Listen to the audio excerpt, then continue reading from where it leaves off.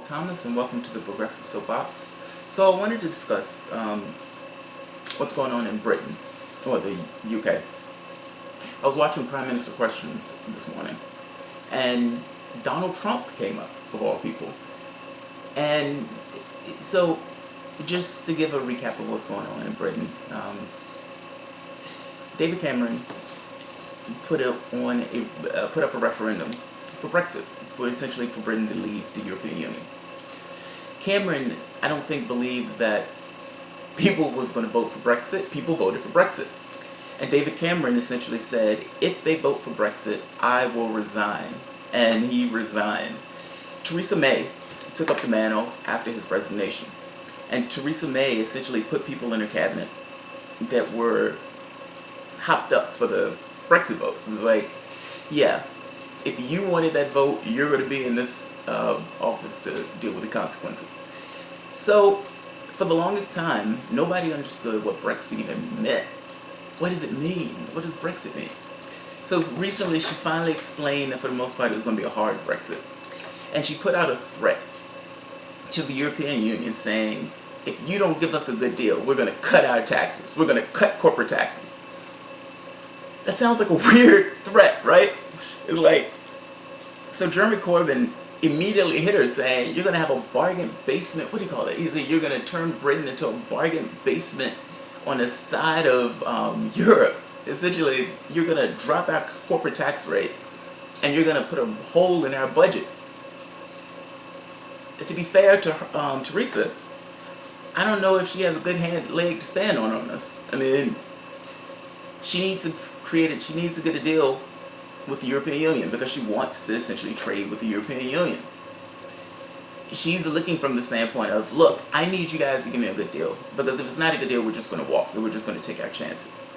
But we don't want to walk because we have business interests here that rely on the services of the European Union. If I'm not mistaken, I think it's like 20% or 25% of their GDP is from Europe.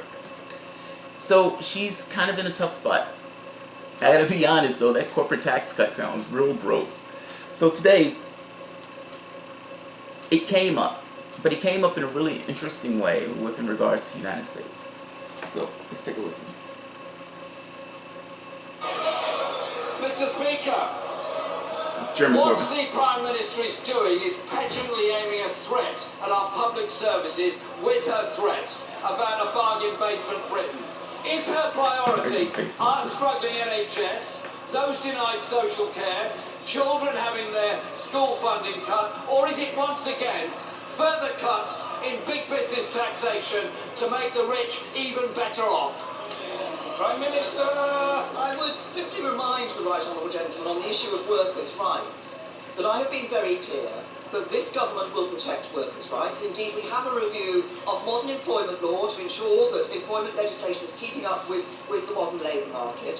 One of the objectives I set out in my plan for our negotiating objectives was to protect workers' rights. But he talks about threats to public services. I'll tell him what the threat to public services would be. It would be a Labour government borrowing 500 million extra pounds. That would destroy our economy and mean no funding for our public services. The threat to workers' rights, Mr. Speaker, is there every day. 6 million earning less than a living wage. Many people, nearly 1 million, on 0 hours contracts with no protection being offered by this government. What they're doing is offering once again the bargain basement alternative.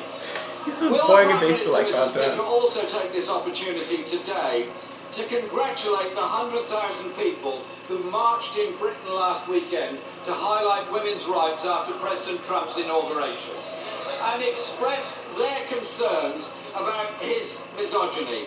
Because many have concerns, Mr. Speaker, that in her forthcoming meeting with President Trump, she will be prepared to offer up for sacrifice the opportunity of American companies to come in and take over parts of our NHS or our public services.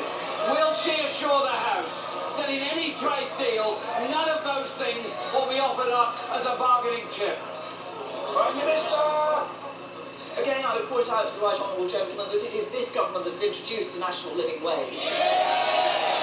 And this government has actually made changes to zero-hour contracts. But on the issue of my visit to the United States of America, on the issue of my visit to the United States of America, I'm pleased that I am able to meet President Trump so early in his administration. I don't know why. That is a sign of the strength of the special relationship between the United Kingdom and the United States of America, a special relationship on which he and I intend to build. But can I also say to the Leader of the Opposition, I am not afraid to speak frankly to a President of the United States. I am able to do that because we have that special relationship. A special relationship that he would never have with the United States.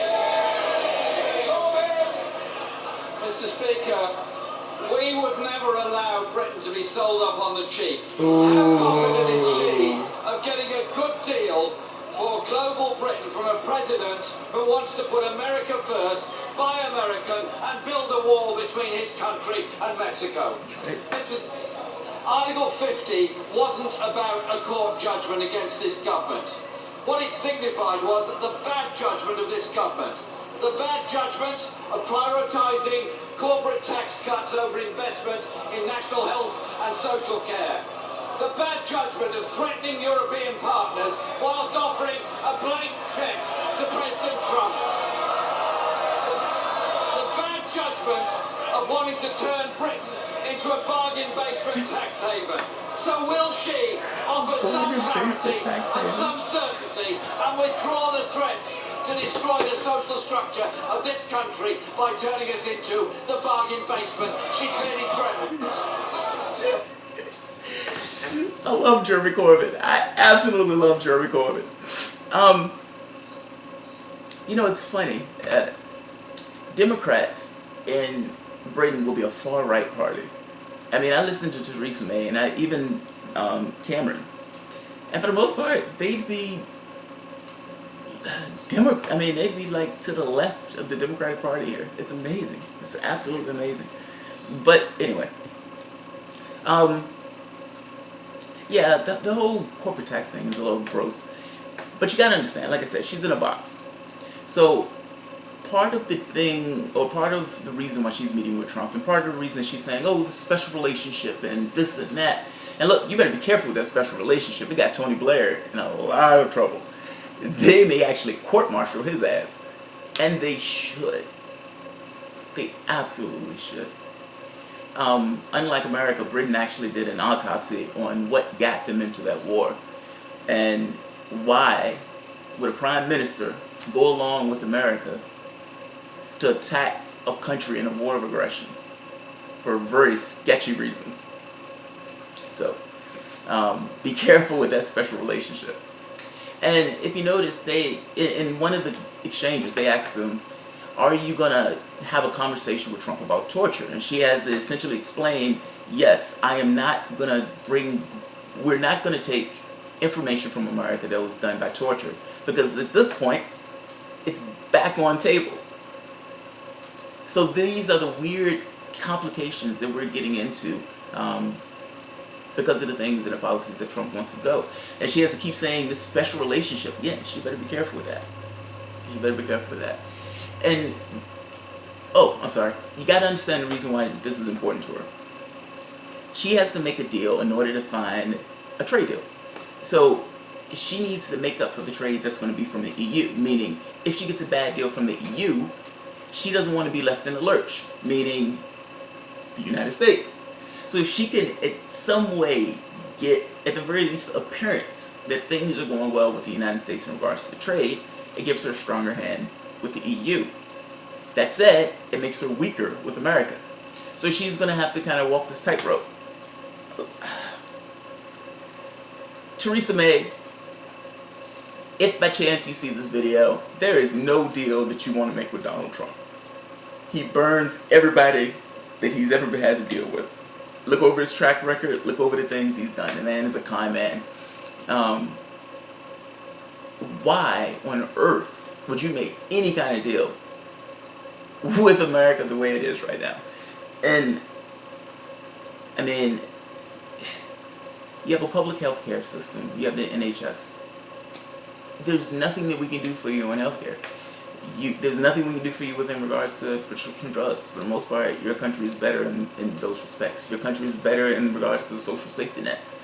Anything or any arrangement that you make, if it undermines any of that stuff, you probably should walk from it. So I don't know what you guys are going to talk about. Hopefully, it's not anything anywhere near the TPP. And ultimately, I think it's probably going to be just this idea of saying we need to create a relationship where we can make up for that trade. Who knows if it's going to work? The United States is we're so lax in some of our regulations that we wouldn't be able to sell certain foods in their country. We wouldn't be able to sell certain items in general in their country. We just don't meet their their standards. We'll see. We'll see how it plays out. I just know that in regards to the European Union, she is somewhat over a barrel. And it's slightly unfair for Jeremy Corbyn to be hitting her this hard because she doesn't have any other options. I just don't know what else she could do. I don't even know what Jeremy Corbyn would do in that situation. I think he's right that she took this really threatening tone. But again, what was she supposed to do? She's just kind of over a barrel. So we'll see. But she's coming to visit Trump. Keep an eye out, keep your ear out, see how it plays out, and see how she handles this new quote-unquote special relationship, and whether this special relationships last with such a right winger of sorts. Alright guys, thanks.